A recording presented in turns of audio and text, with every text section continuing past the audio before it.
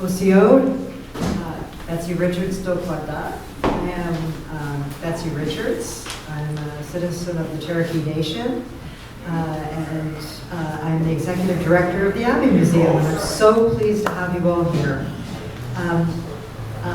This afternoon's panel is really a response to our partnership with the Maine Historical Society's statewide tour of the Declaration of Independence. This partnership really came about, just to give you a little bit of our perspective. Stephen Bromage, who will be up here in a moment to tell you a little bit about the tour, reached out and I said, wow, we'd love to be the Hancock County host, but are you aware of what's in the document itself? The 27th grievance calls us merciless Indian savages and directs really kind of is not only racist, but raises violence against us. And I was delighted when Steve said, yep, that's why we want to have a conversation about this. So we hope that this panel, aside from our exhibitions and the way we've been trying to uphold Wabanaki perspectives on our democracy, on history, is a great frame for this tour. And without further ado, I just want to ask Steve Bromage, the executive director of the Maine Historical Society, to come up for just a few minutes to talk about the tour.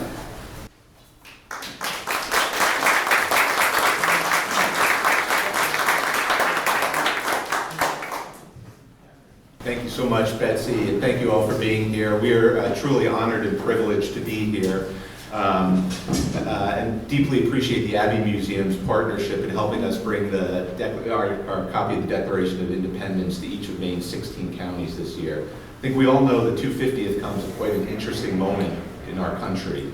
On one hand, the Declaration expresses these soaring ideals that were never fully realized. And I think a lot of people feel a sense of crisis and who are we at this current moment.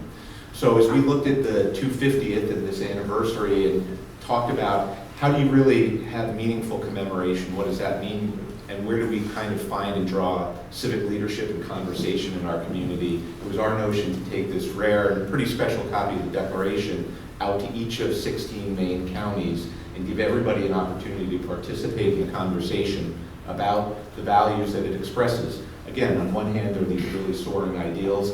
On the other, there's the reality that when the Declaration was ratified, Indigenous people, women, people of color, none had all had basic rights denied to them. I think the story of American history is the last 250 years has been the pursuit of those ideals. And I think if there's one takeaway, or our goal for commemoration, using the 250th for something productive, is really thinking about putting it back on our hands and our shoulders. Those ideals are about potential. And we really want to encourage a conversation for everybody to tune out the political noise, the cultural noise, and really put it back on our own shoulders. What do those words mean to us? What are our responsibilities as citizens? So that's what we're trying to accomplish.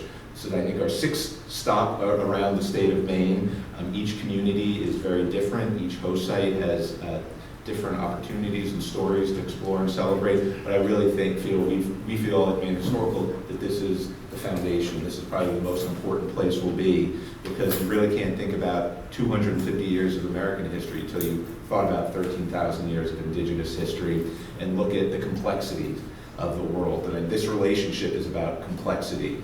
And again, who do we want to be going forward? So that's what we really want. We're our small part of this. Again, we're honored to be here and to take this copy of the Declaration. And I think for those of you who had the opportunity to see it, it's presented small in the context of this really powerful story here. So we just really appreciate the opportunity to partner. So looking forward to Donna and Darren's conversation. We're really lucky to be able to go deep here on some really meaty, important, substantive issues about who we are. So thank you so much for allowing us to be part of this. Thanks, Steve.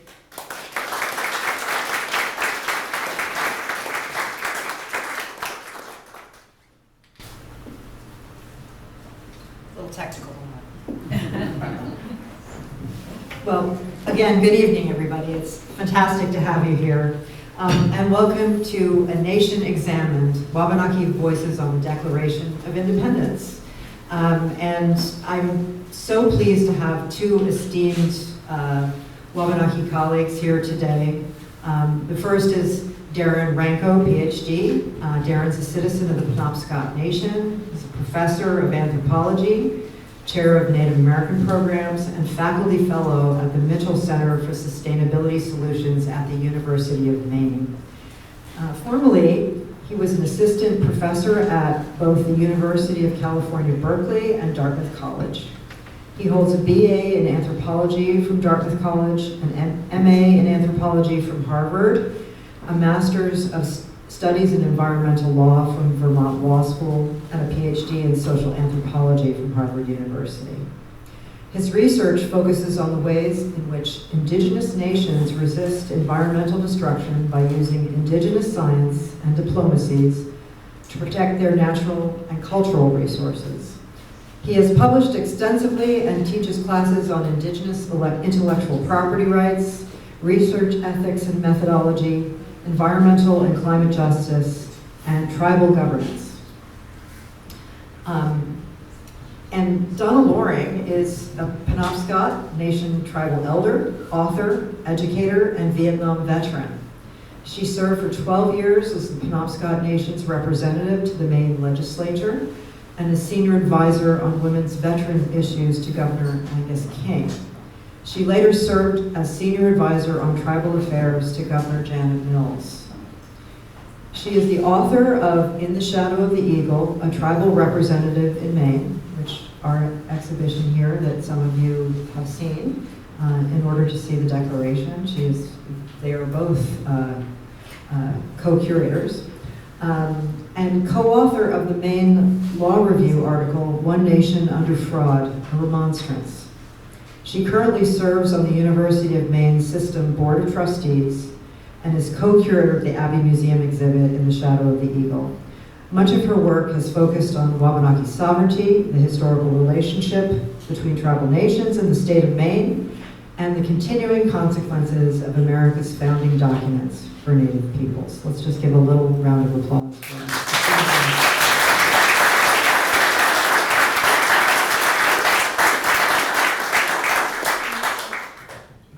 Darren, I'd like you to go first and just talk a little bit about your reflections on this tour and on the Declaration itself. Thank you so much. The introduction was quite generous, although you missed the fact that I'm a board member for Maine Historical Society and an honorary board member for the Abbe Museum. I never met a board I didn't like. And I thank you for framing the merciless Indian savages thing, because I do want to start there, but also make a much more complex argument, because I think when it's taught in classrooms that language has often been it's supposed to reflect some sort of 18th century racialized politics, but it's so much more than that, because 2 weeks later, after the Declaration was written and passed in July of 1776, is the Treaty of Watertown, which happens on July 19th, 1776. Although it's interesting to think many of the people at the Treaty of Watertown may or may not have heard of the Declaration. Anyway, it's a whole thing. But that idea that at that treaty, which was with not us as Penobscots, but our Micmac and Maliseet relations, who are Wabanaki, more on the northeastern part of Wabanaki, our homeland, they were calling us friends and brothers, united and allied together for mutual defense, safety, and happiness. So, which is it? Merciless Indian savage, or friends and brothers, right? So how do we make sense of the fact that it wasn't always such a thing, right? So my thesis is that, well, obviously you need to also, I'm not a historian, but I play one. as part of the board. No, but you have to kind of step back into, this fairly, for the 18th century, a fairly dramatic set of changing circumstances that were happening from basically the 1750s onward. One of which is the final sort of French and Indian Wars that ends with the Royal Proclamation in 1763. So the Royal Proclamation is basically the agreement of the French as an empire leave North America, basically. And Great Britain takes that over. But those wars, part of which some historians believe that George Washington actually caused, in a really bad set of decisions in the Ohio River Valley, caused a series of wars that forced Great Britain, forced England to basically double its debt and to fight against the French in Europe and in North America in a way that was really expensive. Also, in other contexts, is these colonies, the North American, especially the Northeast colonies in North America and Turtle Island, were also like super expensive for the crown. Like they made more in Jamaica every month than they made in 10 years in the context of North America. So there was already this sort of debt-ridden thing, and then there's the Royal Proclamation. And part of the Royal Proclamation, and this is where Washington, Jefferson, Franklin, the founding fathers, I like to think of them as fathers for sure. But they are also, they're building their own wealth, right, in the context of being founding fathers. That's what founding fathers do. You all saw Hamilton or whatever, listen to them.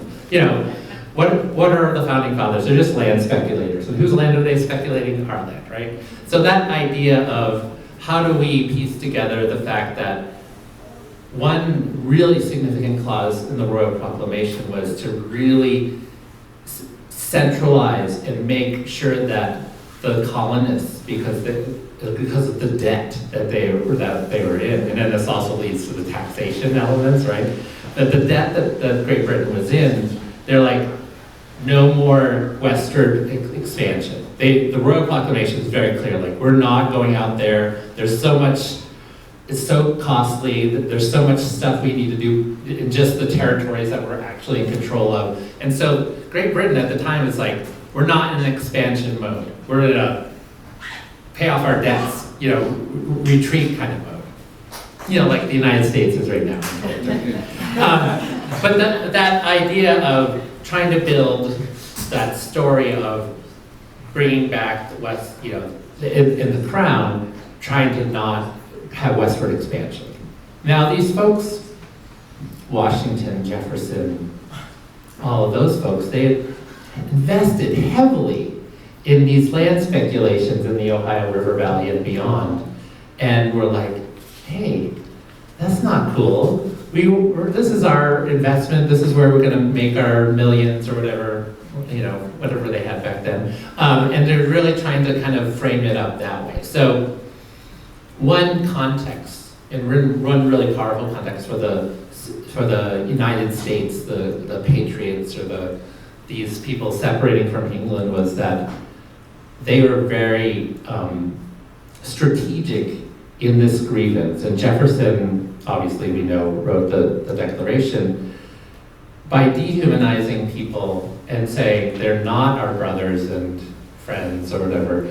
It allows for this idea that there is an equal playing ground and that we need to kind of stay on our own side of the fence and respect their sovereignty and respect who they are in their territories, right? So they're setting up an argument that is obviously quite important to them for their future land speculation.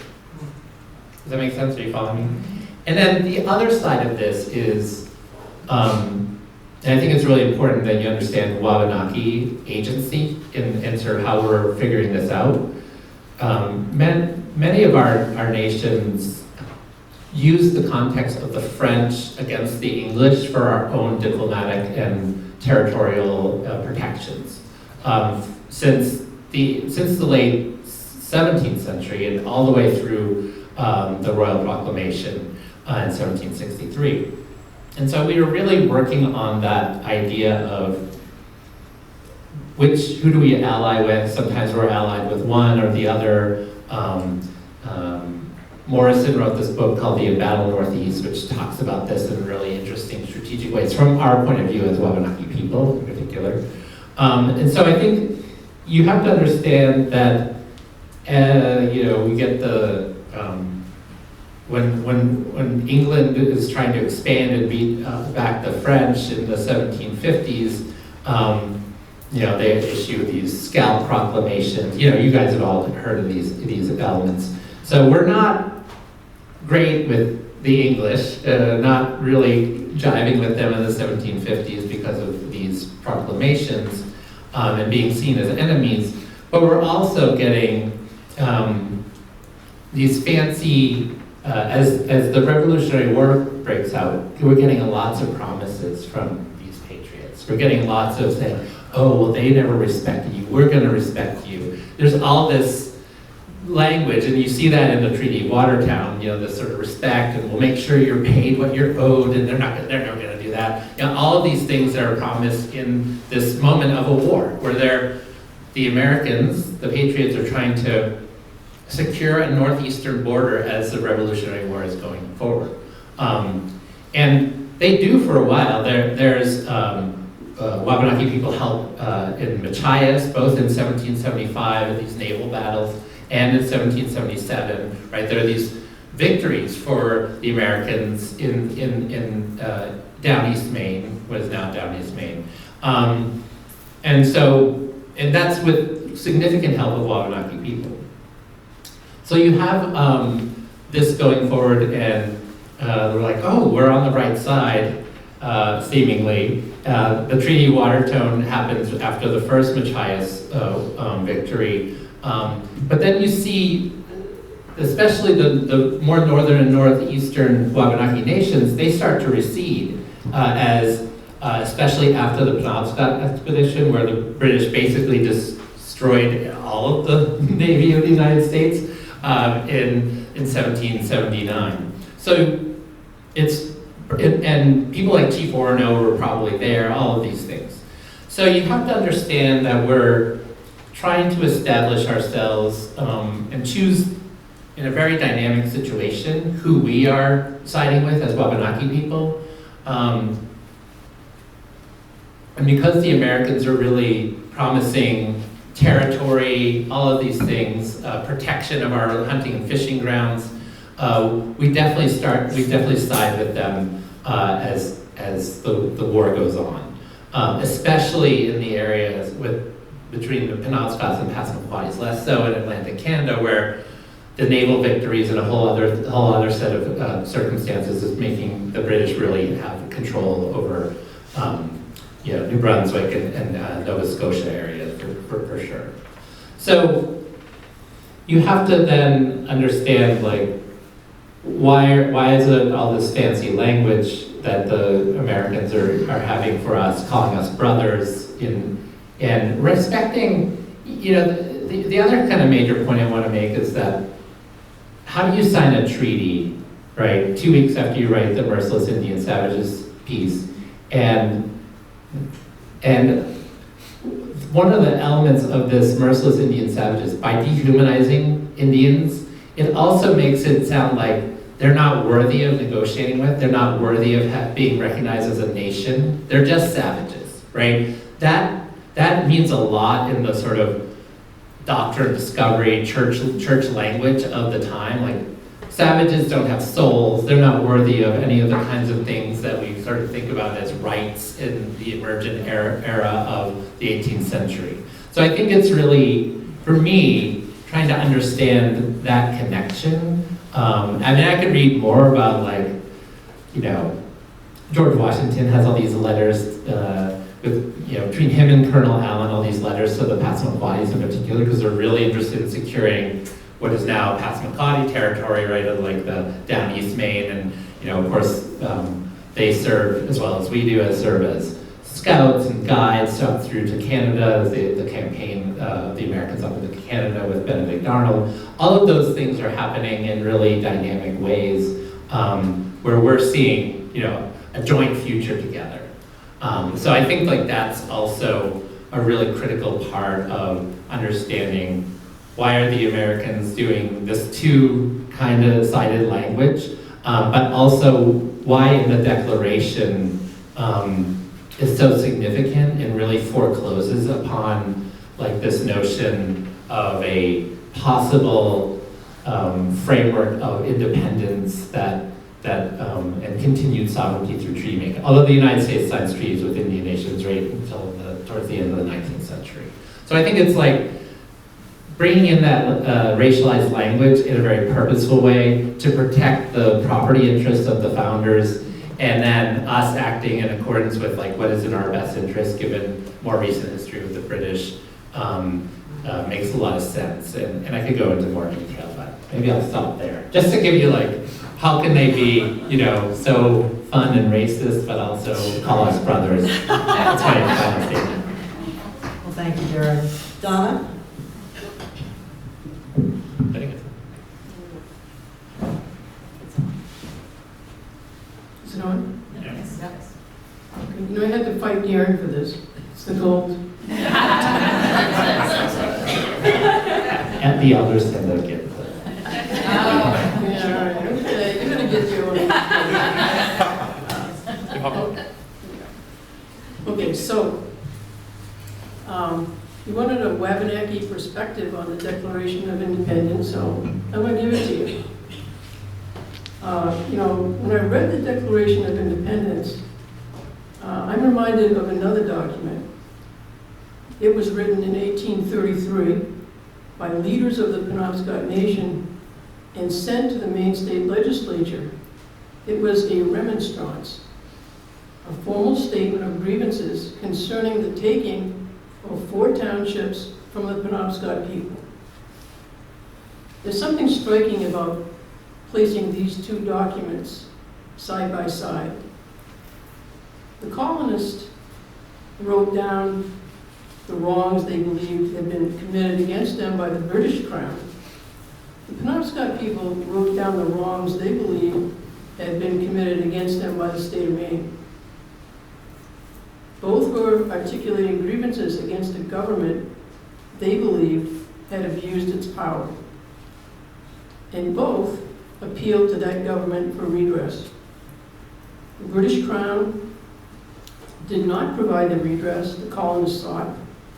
More than half a century later, the Maine legislature chose not to provide the redress the Penobscot sought.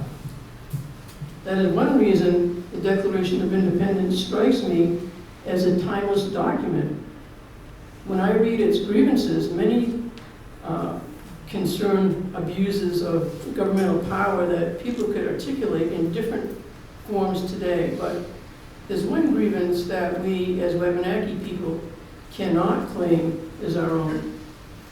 The 27th grievance charged King George with attempting to bring upon the colonists, and I quote, "the merciless Indian savages whose known rule of warfare is an undistinguished destruction of all ages, sexes, and conditions." End of quote.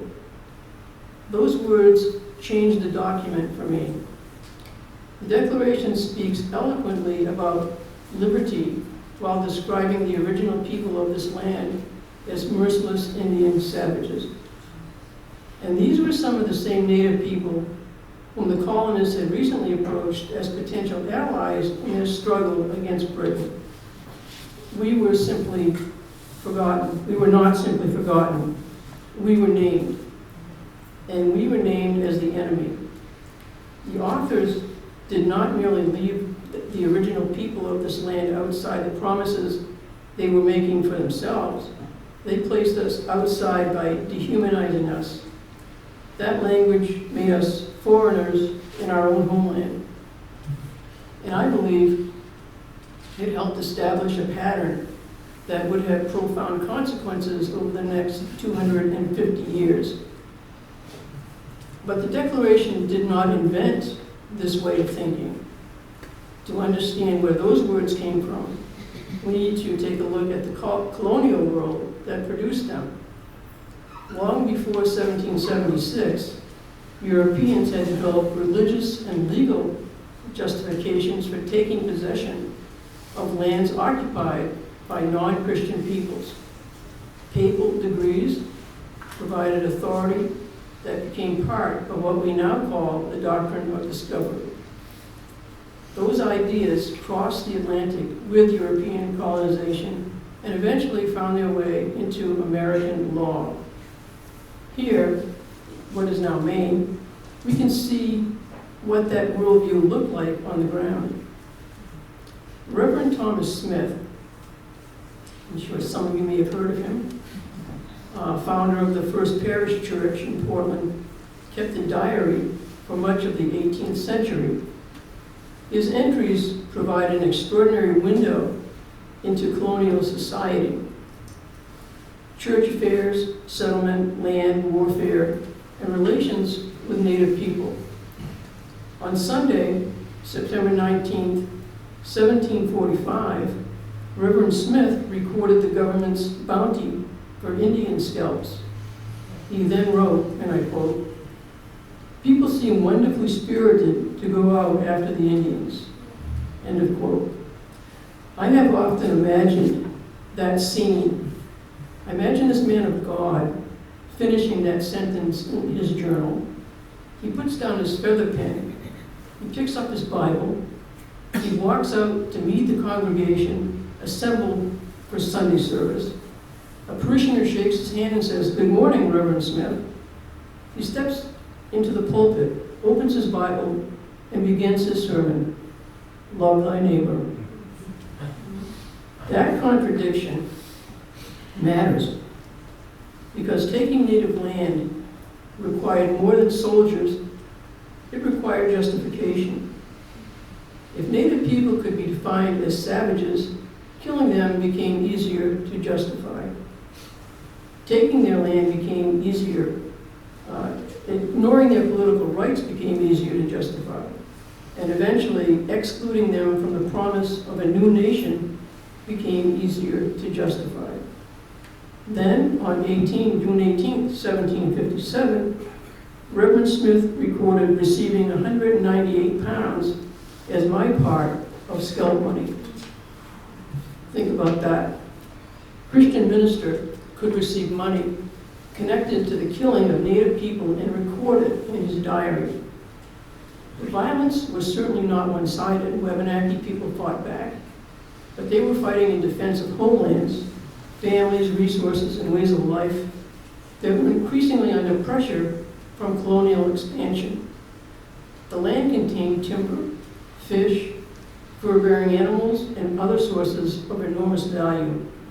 Land speculators wanted it, settlers wanted it, governments wanted it, treaties were negotiated, conferences were held, agreements were reached, and still the land continued to disappear.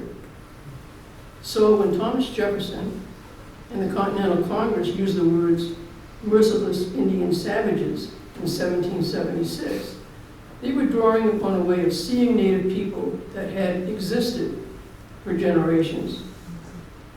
The Declaration did not create that worldview. It carried that worldview into one of the founding documents of the United States. Then something important happens. The language changes. The question becomes not simply who are these people, it becomes what political rights do their nations possess? In his first annual message to the Congress in 1829, President Andrew Jackson argued against the existence of independent Native governments within the boundaries of the states. And remarkably, he chose Maine and the Penobscot Nation to make his point. Jackson asked, and I quote, "Would the people of Maine permit the Penobscot tribe to erect an independent government within their state?" End of quote. Think about what had happened in just over 50 years. During the Revolution, Wabanaki people had been sought as military allies. In the Declaration, Native people were described as merciless savages. By 1829, the President of the United States was using the Penobscot Nation as an example and an argument against independent Native political authority within the state. The following year came the Indian Removal Act, and then, only 4 years after Jackson's address, Penobscot leaders sent their 1833 remonstrance to the Maine State Legislature. They were saying, in effect, you have wronged us. They protected what had happened to the 4 townships protesting, and they appealed to Maine for justice. And that brings me back to where I began. The Declaration was a statement of grievances. The Penobscot remonstrance was a statement of grievances. The colonists believed that distant government was taking away their rights. The Penobscot believed the government that had grown up around them was taking away theirs. There is a profound irony in that. This conflict did not end with Jackson. It moved into American law. The Marshall Court decisions of the 19th century created legal doctrines that profoundly restricted Native control over ancestral lands and defined tribal nations through concepts of dependency and federal guardianship. The government recognized tribal nations when recognition served its purposes. Treaties themselves required recognition of another political entity with whom an agreement could be made. But the United States was also expanding across the continent occupied by those same Native nations. Law became one of the ways that contradictions was resolved. I have called these laws paper chains. They were not iron shackles. They were words written on paper. But those words can control land, they could restrict jurisdiction, they could determine political status, they could limit economic independence, and they could extraordinarily difficult, and they are extraordinarily difficult to eliminate. That history has particular meaning here in Maine. We have repeatedly heard versions of the same argument that Jackson made in 1829, that there cannot be an independent political entity within the state of Maine, no nation within a nation. The language changes from generation to generation, but underneath it is the same fundamental questions. Who has the right to define the political existence of the Wabanaki Nations?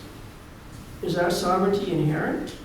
Or does it exist only to the extent that another government is willing to recognize it? For Wabanaki people, that is not a hypothetical constitutional question.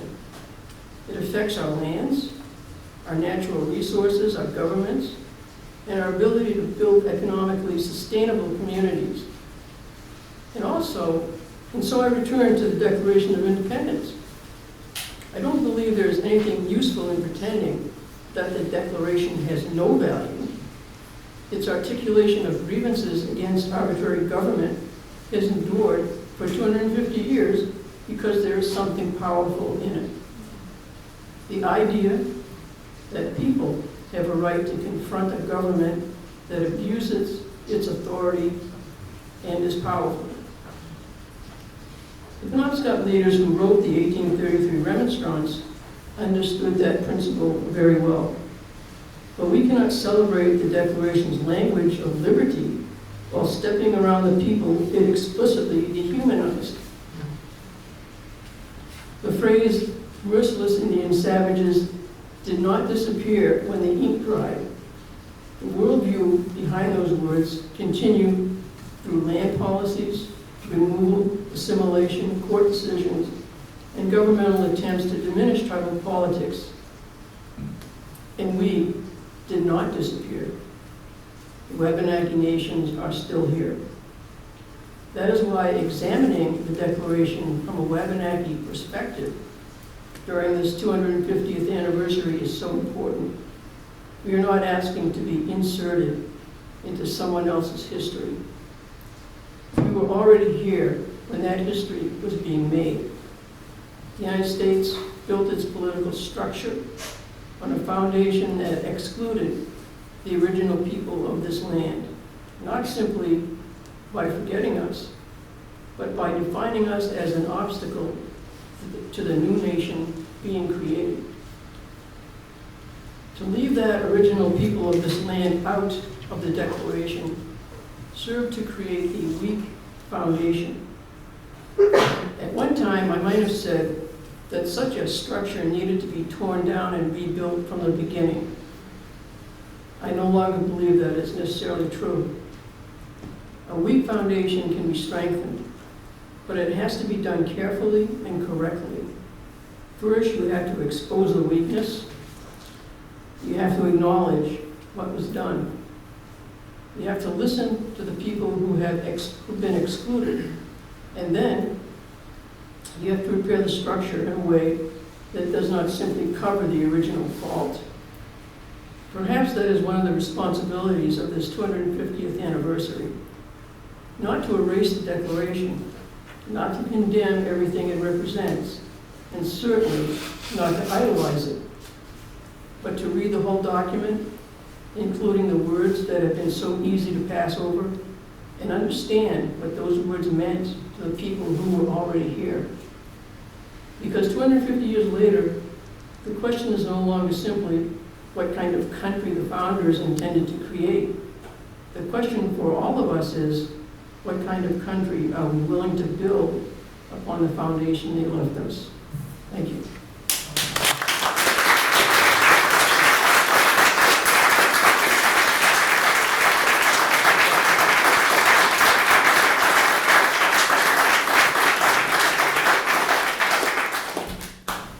Thank you so much, Donna.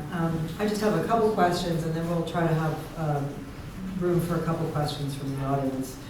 I first want to ask, so to establish this question, Darren, you're a leading professor and scholar of Native Studies, and Donna? Thank you for that.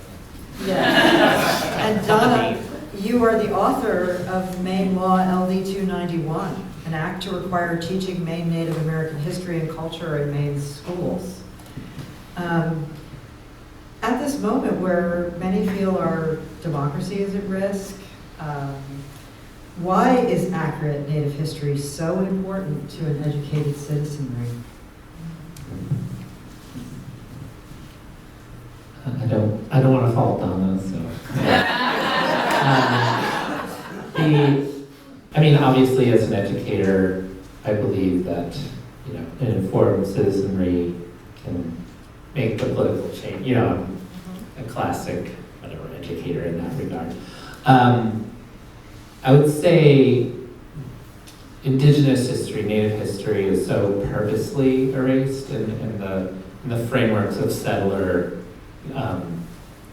narratives, claimings, right? So, you know, I guess we're giving up on this in the current political moment, but the idea that the settler set up a state that was more just, or, you know, we're the good guys, or any of that, right? I think, you know, our current political moment, our leaders are giving up on that notion.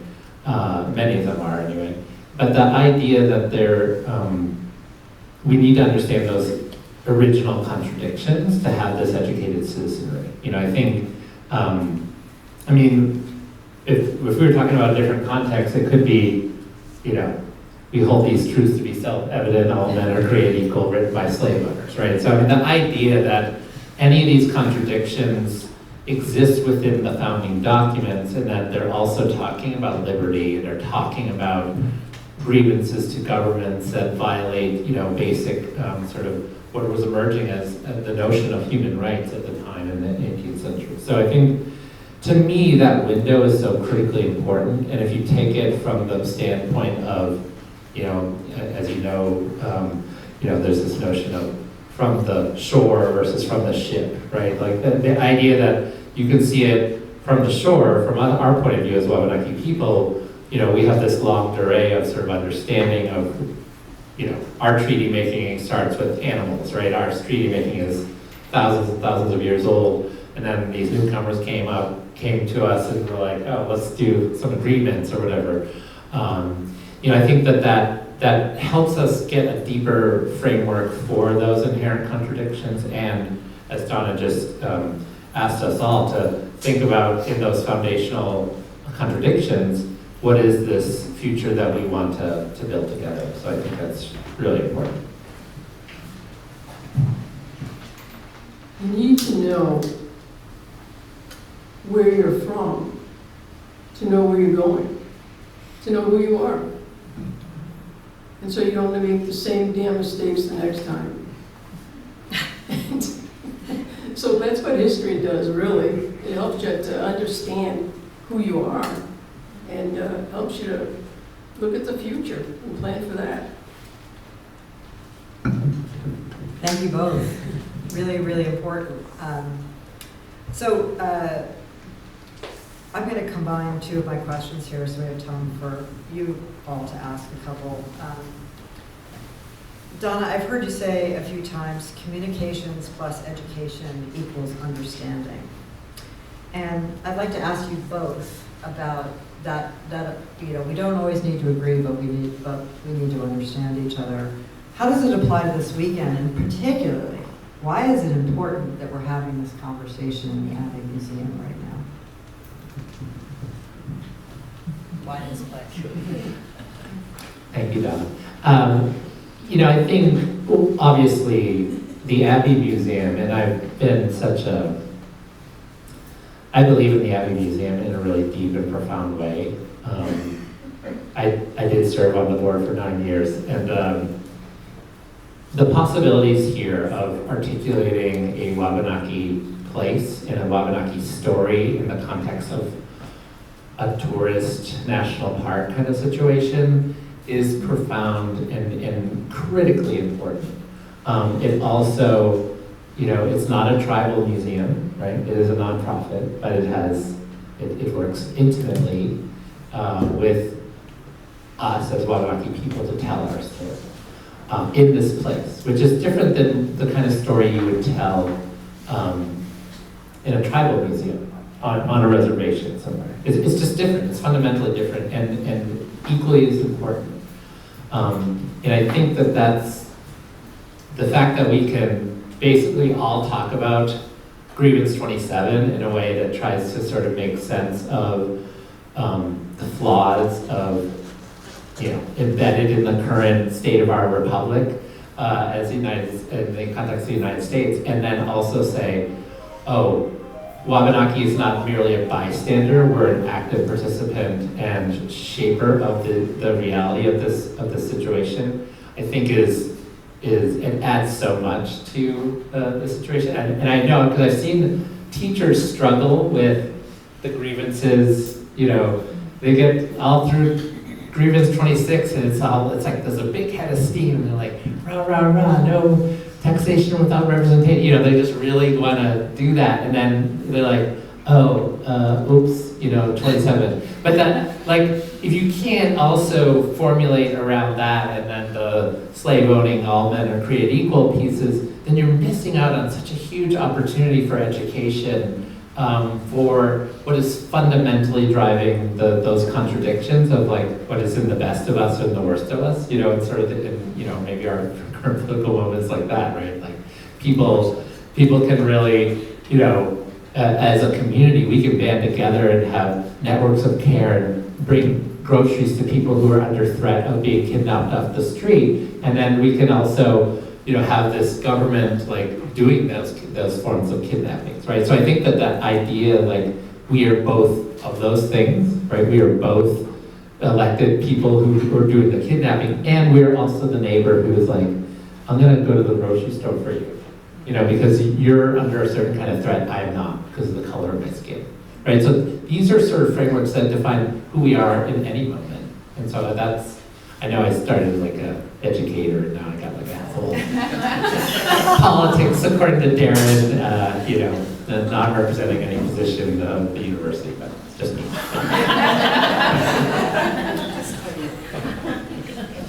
hard to get him off his academic school year. Communication, education equals understanding. Now, where I came to that conclusion was when I was in the legislature. We were at odds on all kinds of stuff. And I happened to be selected as a fellow to travel with, I think it's 7 other legislators across the country. And one of the workshops we went to, one of the things that we did was to try to convince each other certain things. And my assignment was to get the Native people into the constitution of this fake country. So I went to my people who were totally against it and talked to them one-on-one. And when the big meeting came, we got into the Constitution. And that sort of, it gave me this, it made me realize that, talking to people, communicating to people, educating each other, it's going to help, and it's going to help to understand, and it's going to help to actually get to where you're going, to where you want to go. You're not fighting with each other all the time. So it takes you got to cross the aisle. That's where that came from. Thank you, Donna. Really helpful. I'm going to take a moment now and I'll ask my colleague John to see if we can have any questions from the audience. We only have time for a few, but do we have any questions?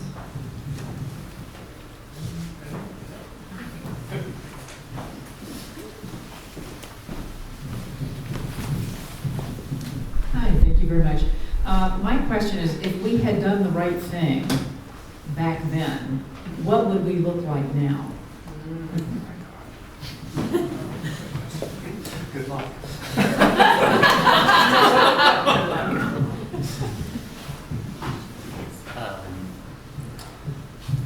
That's the kind of question that we do ask in like academic context. Suppose there's a thing. Yeah, I mean, obviously the frameworks of struggle that have defined the United States in this last 250 years would look quite different. I mean, I guess I would say, obviously, the right thing would be, if I'm going to define what the right thing was in 1776, or even, I mean, one thing to know is that, of course, the United States government under the Continental Congress and the Articles of Incorporation is a very different kind of entity. It's a very decentralized, so the Constitution is what centralized everything and made this sort of possibility for empire building westward even possible, right? Because all this executive authority and regulation of state, the commerce, all of the things that sort of made it possible for empire building by the United States is contained in the Constitution in a way that wasn't in the Articles of Confederation. But I think, to me, immediate, no more dehumanization, no more slavery, right? Recognizing indigenous sovereignty, all the things that I would say, what would that look like for today? I mean, we would, in my opinion, we wouldn't have billionaires and trillionaires. Yeah, we wouldn't be in a climate crisis. I mean, I was part of a paper that came out a couple of years ago in the Proceedings of the National Academy of Sciences that basically looked at just the impact of humans on biodiversity in the last 12,000 years. And, humans were pretty good for biodiversity for the last, up until about 500 years ago. And I'm talking about civilizations, massive agriculture, places that cities, they weren't destroying biodiversity so much. It became this framework of settler expansionism, and our losses in biodiversity in the last 500 years have not come from places where humans were not living before. It came from settler environments primarily, right? So that idea of like, what would this current moment look like? I mean, I dare to dream. I'm 54 years old, and sometimes I'm the most positive person in a room with a bunch of 20-year-olds, because they're not given a very great shake of the current moment. But I would say, yeah, all of that. I would love to see spaces where, the capitalist patriarchy, all the systems that make so much harm into both human and non-human worlds, I think we would be in a very different place if we'd done the right thing then. I disagree. I think we wouldn't be having this conversation probably. But, if they didn't other us, Wabanaki or Native people would probably have been allowed to become economically self-sustainable. But I think that there'd be other things that we would sort of have issues about. Maybe it's kind of, you're familiar with Jane Elliott? Social person that, one of her things that she did was she would have a whole group of, let's say, people of color, and they would look at the the white people that came into the room, and they would have really bad things to say about them and treat them really badly, just to show them what it was like to be treated that way. So in her different experiments, when it wasn't color, when it wasn't a person's skin color, it was their eye color. So it's always something. I mean, it may not be Native people being excluded, but it would be something else. I'm pretty sure. So I don't know, Darren. I think you do. Well, I said the terms of doing the right thing in 1776. So I did it all. Anyone else? If you want this kind of fun banter, please tune into Donna's show, where it happens almost every Wabanaki month. Windows. Yeah. Do we have any other questions? Yes.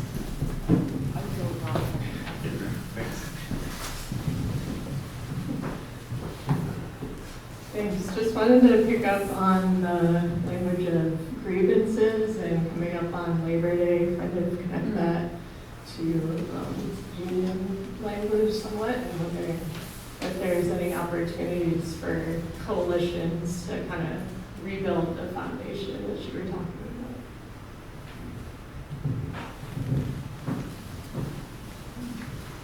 about. Yeah, so, I mean, I think again, just speaking to do right by something, and if you think about sort of, also the history of the labor movement in the United States and sort of, how it peaked at a certain point maybe, and it's definitely not peaking right now, like the idea that our politics in the 21st century feels like, we use things like intersectionality to kind of think about our movements as political movements. So it is not just, and this is why I think on the left, right, people are building steam around democratic socialism, right, because it feels more interconnected as a fight towards justice as opposed to, holding a status quo of like, oh, we still have some basic rights. So to me, I think it's a really, I look for those angles.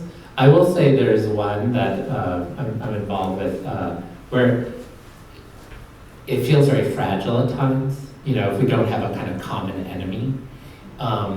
Because, I've been involved with the issues related to Sears Island, which is a site for, wind and offshore wind energy terminal. Labor is entirely in favor of that, building that facility. Many of us on the environmental and indigenous side are see it as a sacred place that would be destroyed for offshore wind, and they could just go across the bay to Mac Point, which is already heavily developed. So this idea that when, where, and how can we serve each other's, although thanks to the Trump administration, no offshore wind is being built right now, so maybe we have time to regroup and not see each other as enemies in these moments. That's why I feel like, a lot of our political moment to be really based in care and frameworks of coalition building, I think is critical. I think in terms of labor, and you see it uniting once again in the sort of up here parts of it through democratic socialism on the left, but issue by issue, it can be easily fractured, and I worry about that. I think we could probably work, you talk about the unions, this issue that's been happening here in Maine for a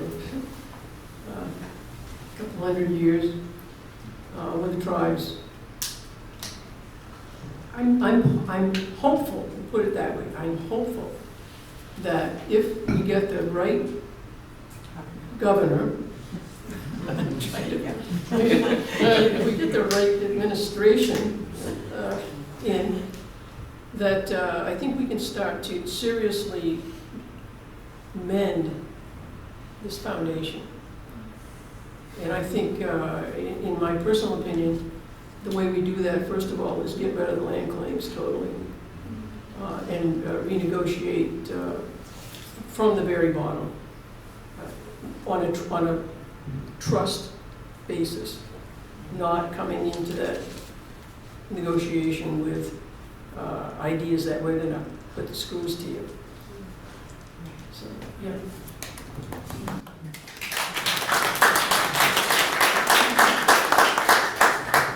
Well, I just want to thank everybody for joining us, and I really want to take a moment just to give another round of applause, gratitude to Donna and Darren.